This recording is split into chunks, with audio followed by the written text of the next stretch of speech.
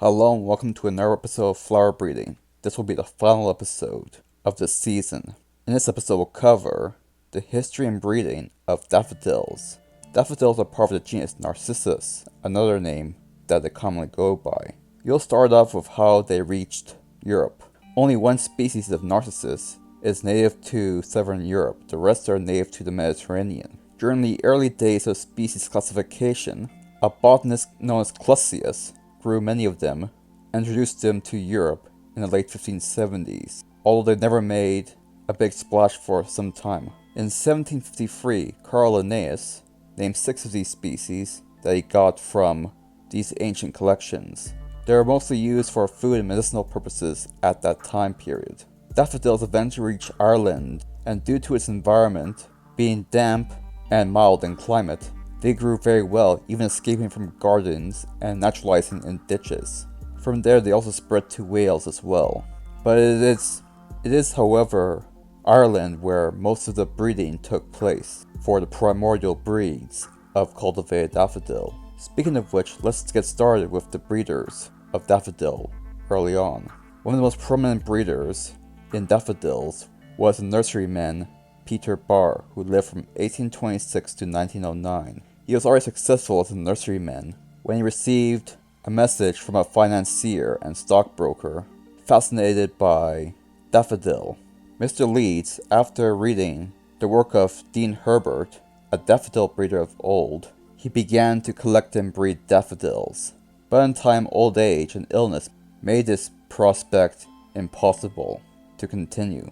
As a result, Peter Barr purchased his collection of 24,000 plants in 1874, and after purchasing another collection by William Backhouse, he had a base to breed a bunch of new varieties, and at the same point began to write a new book called Ye Narcissus or Daffodil Flowers, with a complete list of all the species and varieties known to the English amateurs, containing Hyde's history and culture.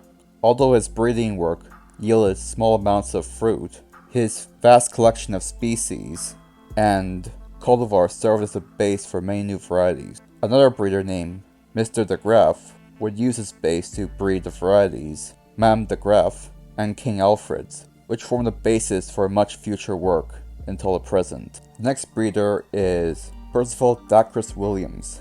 Mr. Williams worked for his cousin's nursery, and although J.C. Williams decided to work on other plants, P.D. Williams decided to breed his own varieties of daffodil, breeding new varieties from the 1920s and 1930s. The nursery, however, ended when P.D. Williams and a partner in the business, Reverend George Herbert, both perished. The former died in 1935 and the latter died in 1936. P.D. Williams worked for 40 years on breeding different varieties of daffodil, and its legacy was obvious. Up until the 90s, almost half of all commercial daffodils were cultivars bred by P.D. Williams. Now on to our next breeder, William Backhouse. He lived between 1807 and 1869, breeding daffodils. His best known cultivars are Empress and Emperor.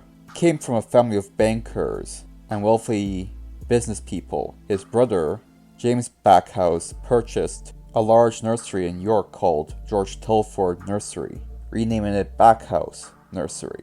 Another branch owned the Backhouse Bank. His work became foundational to many varieties, and his son's wife, Sarah Backhouse, continued his work. Both Robert Backhouse and Sarah Backhouse both worked on breeding different varieties. Although Robert Backhouse's profession was archery, working in the Olympics, and in other professional settings as an archer, his wife, however, did most of the breeding, developing different varieties of daffodil, breeding many versions of daffodil that were orange in coloration, and at least 2 varieties that had bright red centers. The apex of her breeding was, however, the cultivar Miss R.O. Backhouse, a yellow daffodil that gradually fades color-wise into a pinkish color, and the Hades daffodil. Almost all modern red and white varieties of daffodil are descended from the Hades cultivar. Another breeder was Ian Brodie, a cultivar and breeder of daffodils. After he died, 2 prominent daffodil breeders Guy Wilson and Lionel Richardson would use his work to breed his own variety. The last of these pioneers would be John S.B. Leah, who lived between 1975 and 1984. He was a breeder that won the Engelhardt Cup every year for his breeding work, but his longest legacy was the cultivar Dymark. Dozens of cultivars have been bred from this variety. Now on to breeders of Northern Ireland and elsewhere. In Northern Ireland, the prominent breeders were Guy Wilson and the Richardson family. Other breeders, such as the Dutch breeder Mr. de Graaf, was also a major player.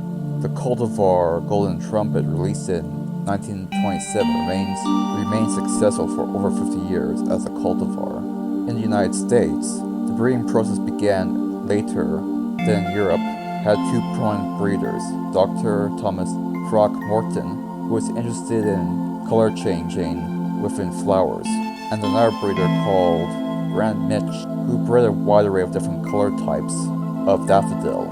The former breeder made use of the latter in his breeding program, and his work became the basis for Mr. John Pearson's work. Now on to New Zealand breeders. The first British settlers arrived in New Zealand, but desired to maintain their old flowers, and as such planted daffodil bulbs in many parts of their new towns, and in these locations they naturalized. The spot in New Zealand called Christchurch is noted for these daffodils. The first known cataloger of daffodils was Henry Budden, who cultivated all the varieties brought forth from the Old World and all the varieties bred within New Zealand, even exhibiting 200 cultivars during one of the shows. Another breeder named was Ben Hart, and bred hundreds, if not thousands of seedlings to develop new varieties of daffodil. He started off work as a postman in Wellington before beginning to breed different varieties of daffodil. And like many of the breeders I mentioned before, he was ruthless in his selection, evaluating 2,398 crosses, and kept careful notes on his pedigree. Some of his most memorable varieties were Sea Dream, White Glen, Red Era, and Red Ember. Although it's notable that amongst the white and pink varieties, Pink Era became the most common, and Mr. Moore led the New Zealand and Australian breeding work in pink and white flowers when it came to daffodil from the 1940s to the 1980s. And that will covers everything. Thank you for watching.